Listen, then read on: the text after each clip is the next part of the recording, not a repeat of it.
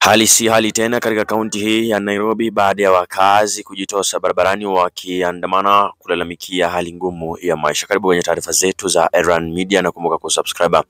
Pindi tu baada ya serikali ya muungano wa Kenya Kwanza kupitisha mswada wa fedha mwaka 2023 kutoka wa ushuru, sasa maisha yameanza kuwalemea Wakenya huku wakihangaika kila kunapokucha na kila kunapopambazuka.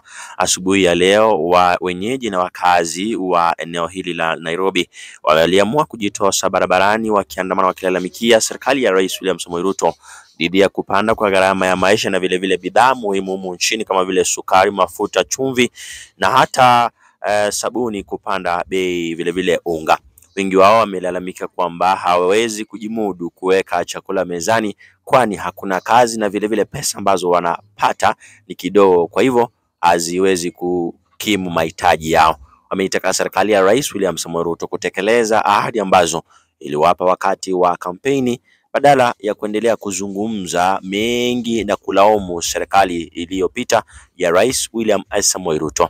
Vile wametaka bei ya mafuta kuzushwa ili nauli iweze pia kuzushwa.